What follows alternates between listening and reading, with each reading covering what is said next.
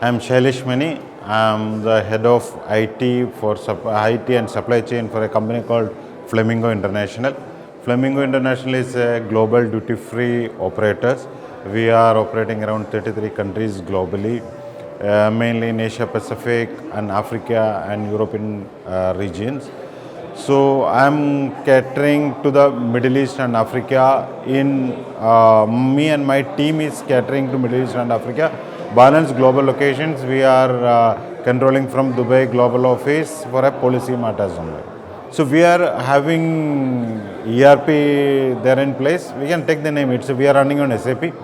So globally we are running on SAP for back-end operations, and our retail operations is handling through a Microsoft products, and we are having a tight full integration with the retail solutions and the back-end SAP solutions globally. We did some automation as well in the SAP solutions. So from the last 12 years, we developed small activities into that. So from the 2-3 years, it is almost reached into a saturation level and it is working fine.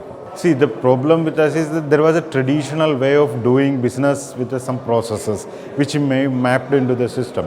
Because of this pandemic, all the process from everybody has been changed. To accommodate this into the system, as a IT team, we need the time, but the business needs it immediately. So that short of time is the biggest challenges I'm facing it now. Along with that, the training of the new process rolling out to globally, because the global team is trained with some set of processes, and immediately we are changing the process, that is creating a glitches here and there. So that is the change management is the main challenges as of now we are facing. Yes, ERP on the cloud is a better solution for any organization, because as everybody knows, you are getting scalability, resource.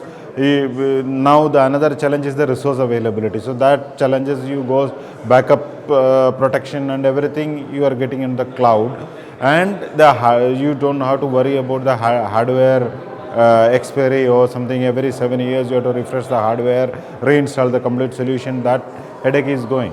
So the future is the cloud on ERP. So we are also in the process of moving to a cloud in 2023 or 2024 as a long-term strategy, because we are just recovering from the pandemic situation. See, that will be, in my point of view, RPA and the automation will be the better position in case of a retail industry, is that because their process is something unique.